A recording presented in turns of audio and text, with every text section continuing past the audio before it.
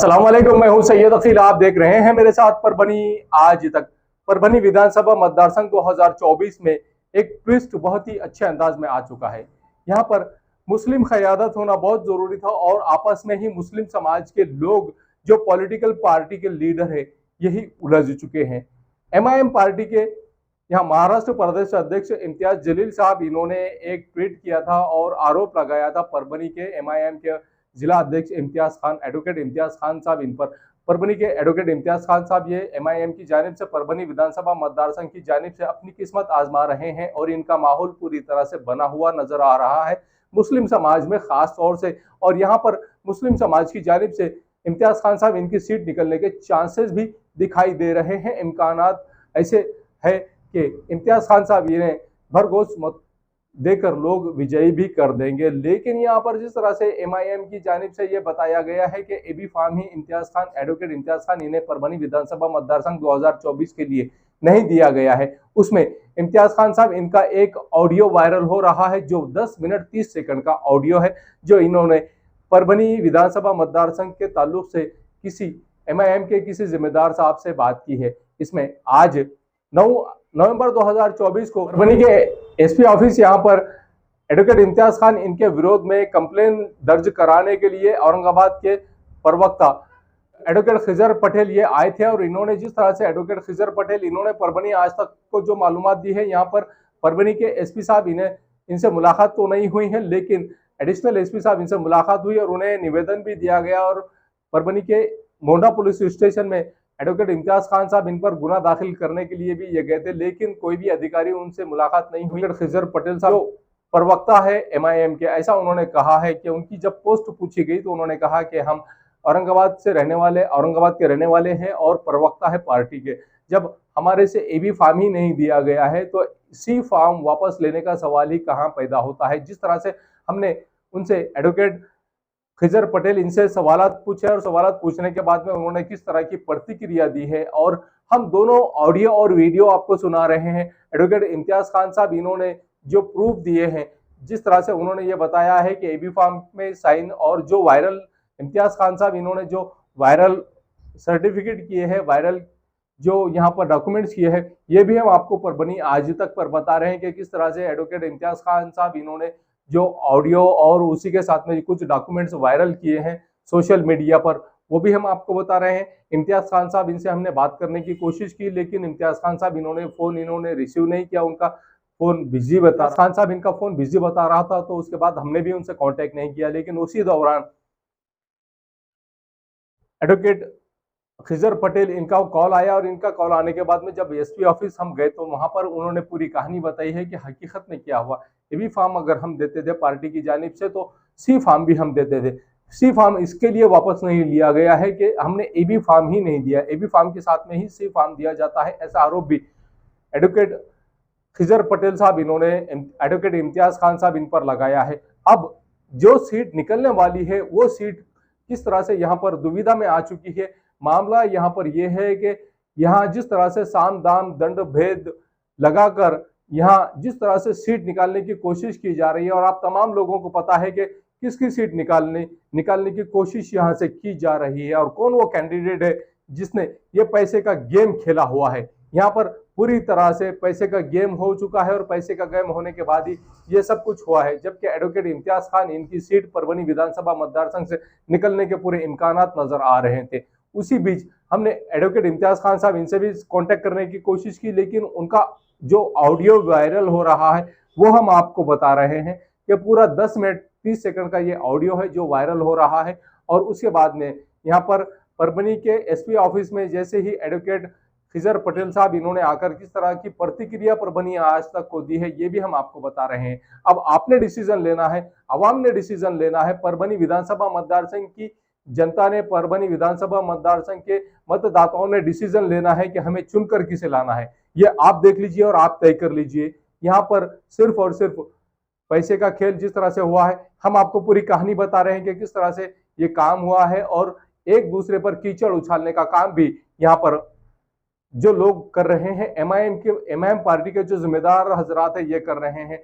और हमने सावधान हो जाना चाहिए, मतदाताओं ने सावधान हो जाना चाहिए और मतदाताओं ने एक व्यक्ति को तय करना चाहिए और किसे हमने मतदान करना ये तय करना बहुत जरूरी है। अस्सलाम वालेकुम।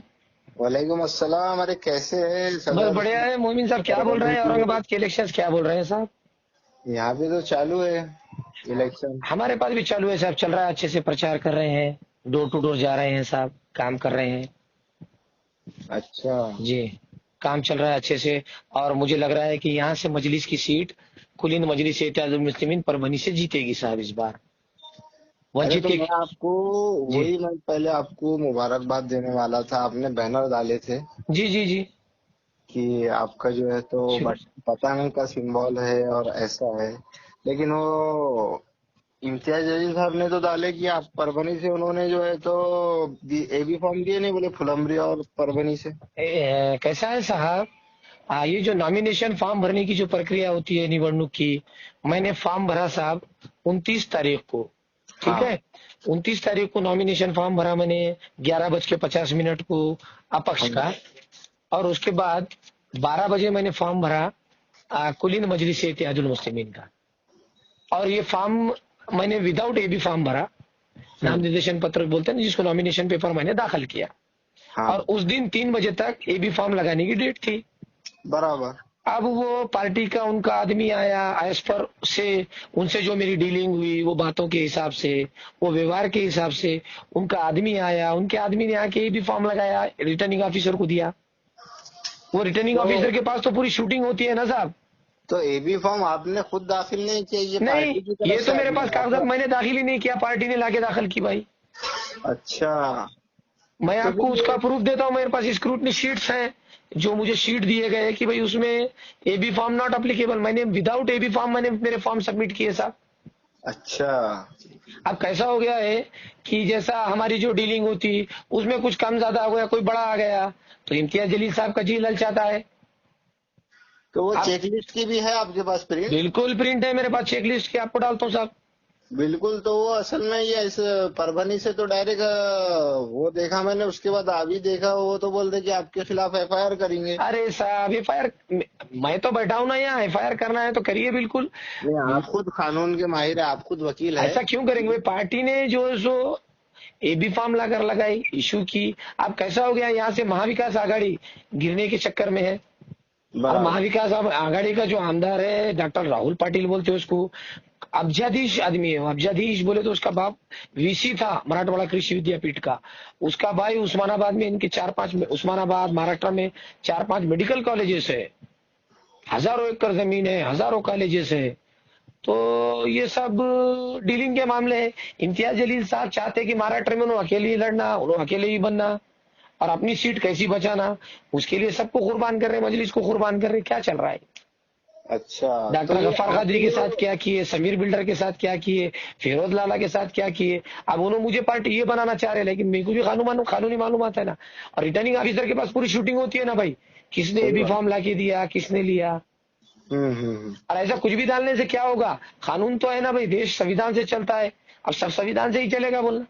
नहीं नहीं, देखो हमको जो है तो मतलब हमको क्या लगा था कि जो दूसरी तरफ की सीट्स का तो समझ में आया था, लेकिन परभनी और फुलंबरी के ताल्लुक से जो है तो अब हम परेशान हो गए ना कि ऐसा कब से होने लगा कि मतलब पार्टी नहीं बोलते हुए भी जो है तो अच्छा मुझे ये बताइए, आप खासदार के कितने सीट लड़ाए थे महाराष्ट्र से? 5-5। हाँ, और लोगों को कितनी मालूम है? लोग बोलते एक ही सीट लड़ाए, बराबर। 5 सीट लड़ाए गए थे तो खासदार की वो भी। 4 सीटों पे जमानत जब्त हो गई ना। अरे अब 200 बार 500 500 वोट वोट मिले मिले। भाई। हाँ, दो दो। तो क्या बताएंगे वो? अभी मैं आपको क्या बताऊं भाई, अभी इतना अच्छा गोल्डन चांस है, यहाँ से मुस्लिम क़यादत खड़ी हो सकती है, अरे वाह। लेकिन उसको खत्म करने के लिए कोशिशें की जा रही है सामने वाले से हाथ मिड़ौनी करके। हम्म। कॉन्स्पिरेसी है ये, कॉन्स्पिरेसी। नहीं तो मसला ये है कि आप चुन के आएंगे तो आप फ्लोर लीडर बन सकते ना। अजी साहब ये कहाँ क्योंकि चाह रहे? दूसरे। इन्हों तो चाह रहे कि किसी ने नहीं बढ़ना।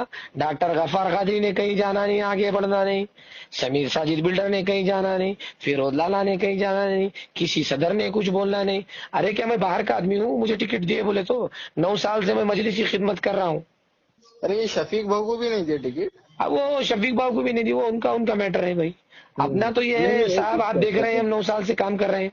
नहीं, असल में मैंने और अभी आइन टाइम पे तुम ऐसा बोलते हैं कि भाई, और हम हमारे पे अपने पार्टी के बोलने पर ही उम्मीदवारी दाखिल करे ना। हाँ जी जी, पार्टी ने बोली कोई आपके फॉर्म दाखिल कर दो, हमने फॉर्म दाखिल कर दिए।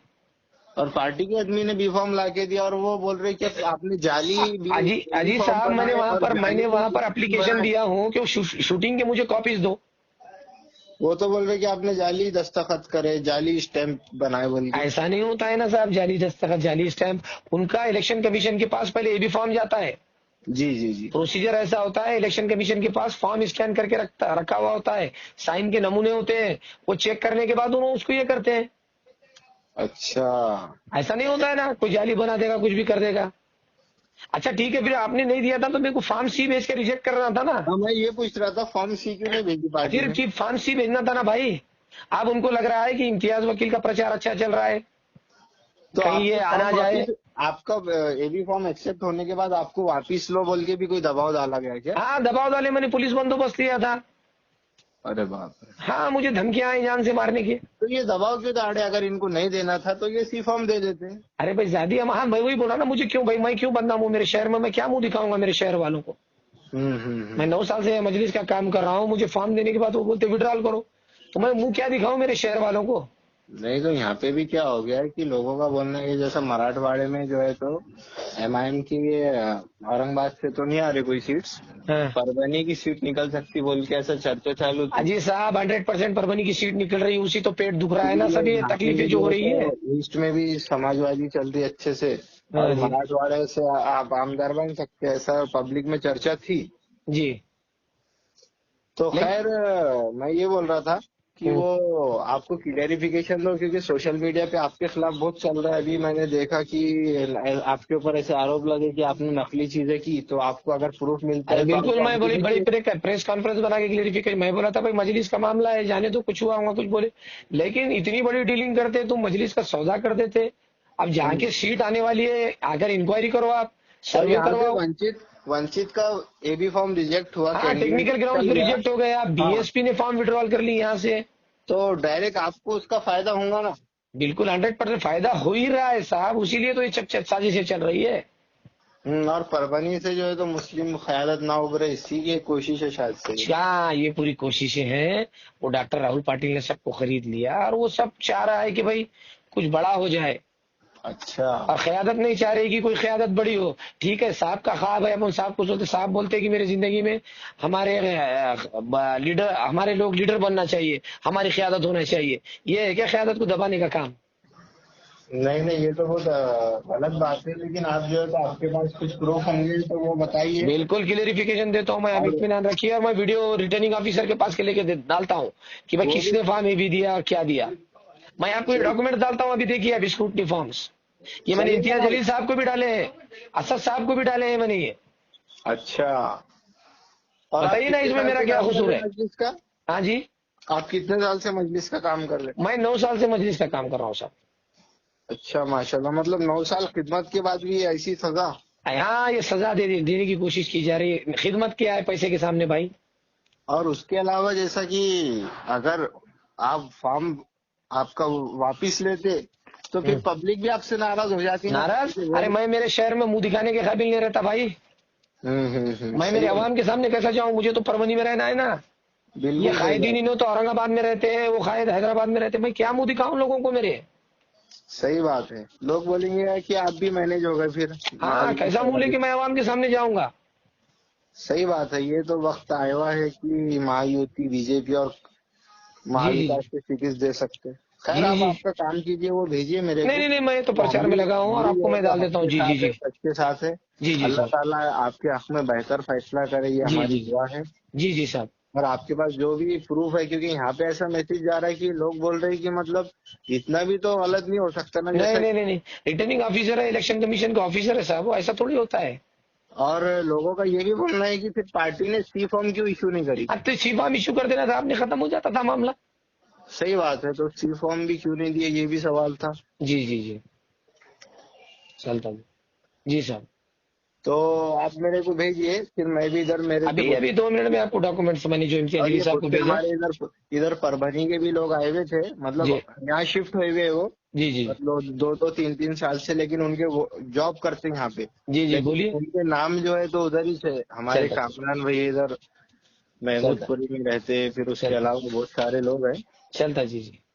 तो वो परभनी के लोग भी जो है तो मतलब हकीकत जानना चाह रहे थे, और जी उनका बोलना था कि अगर मतलब उनको ये चीजें क्लियर नहीं हो पा रही थी ना, जो यहाँ परभनी से यहाँ नहीं नहीं शिफ्ट नहीं, हुए आप हैं, तो इत्मीनान वो रखिए इलेक्शन साहब। के दिन आने आपकी वाले हैं यहाँ पे। औरंगाबाद के जैसा नहीं होगा, ये परभनी है और कानून हम्म। को मैं भी जानता हूँ।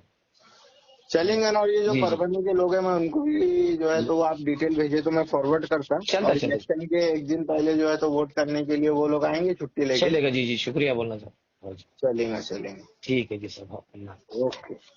अल्लाह।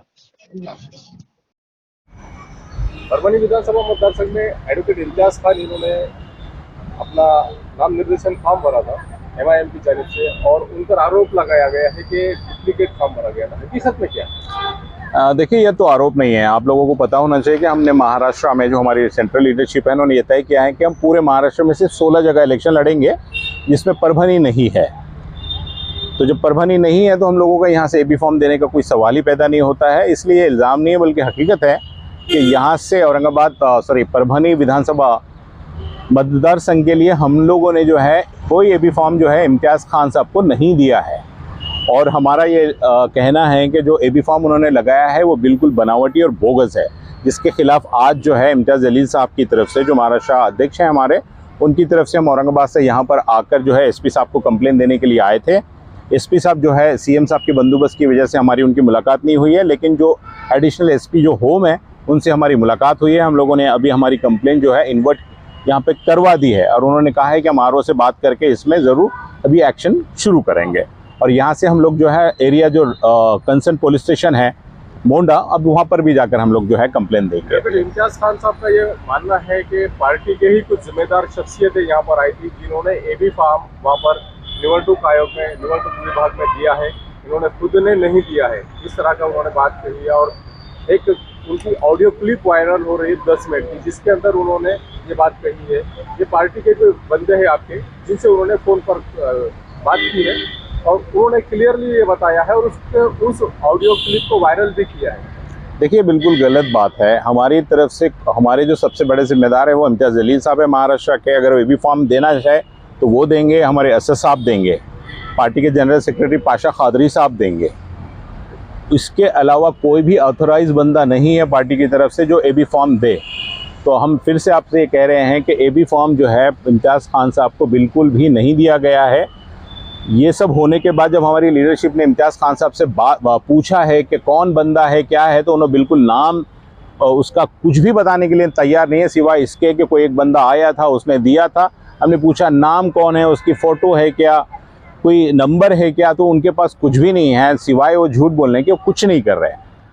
उन्होंने ऑडियो क्लिप में ये बताया है, जो ऑडियो क्लिप उनकी वायरल हो रही है, उसमें ऑडियो क्लिप में ये बताया है इम्तियाज खान साहब ने कि जो बंदा है उसके वीडियो पूरे रिकॉर्ड है निवडणूक आयोग के पास में, निवडणूक विभाग के पास में, परभनी विधानसभा मतदार संघ के यहाँ जो जिम्मेदार लोग हैं उनके हम भी चाहते हैं कि वो चेहरा कौन है जो MIM की तरफ से अगर मतलब वहाँ पहुँचा है, क्योंकि हमारी जो इन्फॉर्मेशन है हमने उनसे खुद पूछा है कि ऐसा कोई वीडियो फ़ोटो अगर वो बंदे का होगा तो आप ज़रूर दे, लेकिन वो देने से खासर है।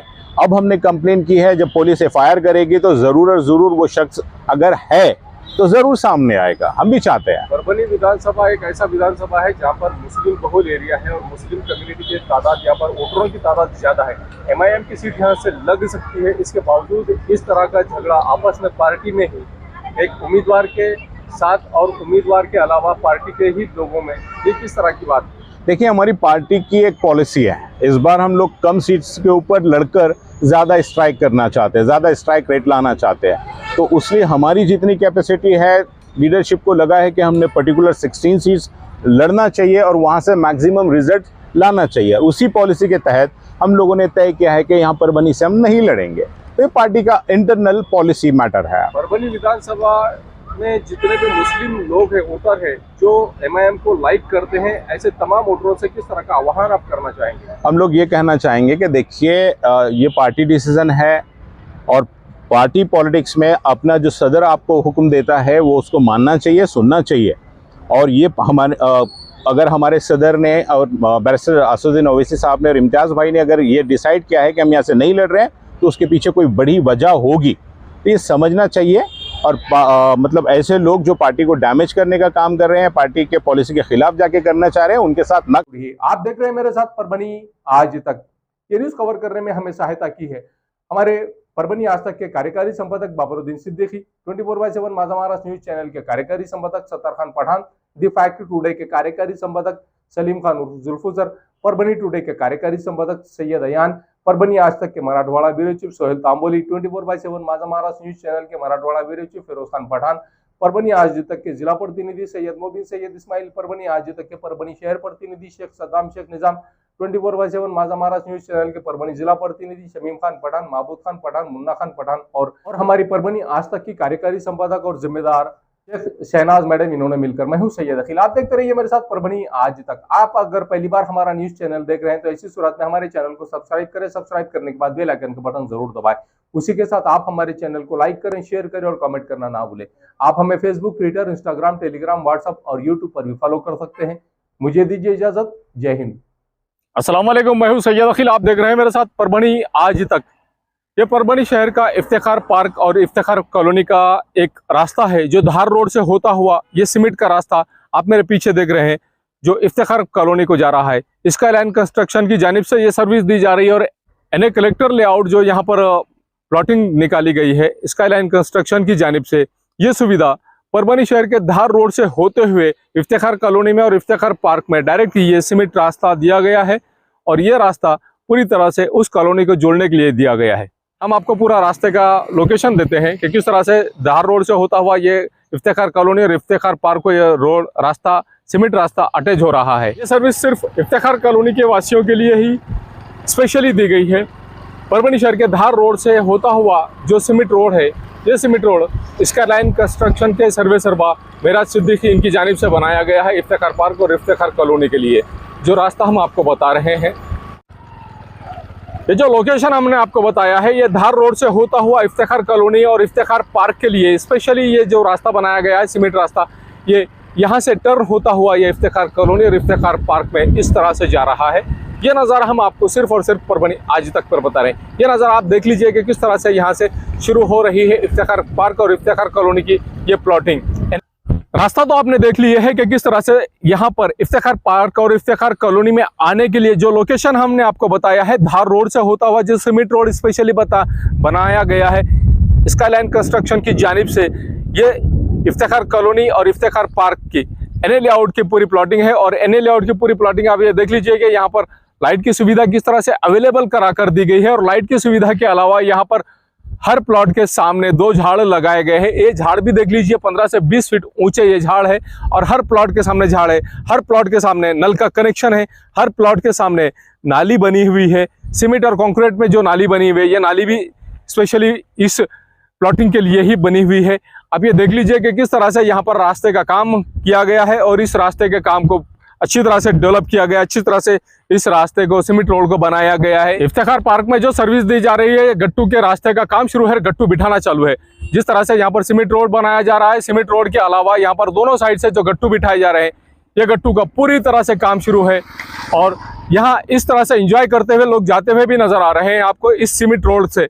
यहाँ पर 115 प्लॉट में से 71 ऐसे प्लॉट है जिनकी कीमत 13,50,000 रुपये एक प्लॉट की कीमत बताई जा रही है। 22/40 के प्लॉट्स है और 22/40 के बाद में यहाँ पर हर प्लॉट के सामने 2 झाड़, हर प्लॉट के सामने नल का कनेक्शन और हर प्लॉट के सामने से सीमेंट और कंक्रीट की एक नाली, मजबूत नाली दी गई है। ये गट्टू का काम आप मेरे पीछे देख रहे हैं कि किस तरह से यहाँ पर गट्टू का काम दोनों साइड से शुरू किया गया है। इस तरह से हर प्लॉट के सामने रास्ते के बाजू के साइड से पूरी तरह से गट्टू भी बिठाए जा रहे हैं। इफ्तिखार पार्क और इफ्तिखार कॉलोनी में जो सर्विस दी जा रही है, स्पेशली इस प्लॉटिंग के लिए स्पेशल डीपी लाई गई है सैंक्शन कराकर। ये डीपी और इसके अलावा यहाँ पर ये बस्ती के साइड में बस्ती यहाँ पर अवेलेबल है, पहले से ही बस्ती यहाँ पर मौजूद है। और इस बस्ती के ख़त्म होते ही यहाँ पर इफ्तिखार पार्क और इफ्तिखार कॉलोनी, यहाँ पर मेराज सिद्दीकी साहब इनकी जानिब से सर्विस दी जा रही है कि इनके प्लॉटिंग में एक स्वतंत्र डीपी भी अवेलेबल है, लाइट के कनेक्शन अवेलेबल है, झाड़ हर प्लॉट के सामने अवेलेबल है। उसी के साथ में सीमेंट और कंक्रीट की नालियां अवेलेबल है। हर झाड़ को महफूज रखा गया है और हर झाड़ को पानी भी दिया जा रहा है। हर प्लॉट पर यहाँ पर नल का कनेक्शन भी अवेलेबल है। इस तरह की सर्विस यहाँ पर दी जा रही है। मिर्जा मेस परभणी। अगर आप परभणी शहर में रहते हैं और घर के खाने का लुत्फ लेना है तो संपर्क जरूर करें मिर्जा मेस परभणी। घर पहुंच सेवा खाने के टिफिन के लिए जरूर संपर्क करें।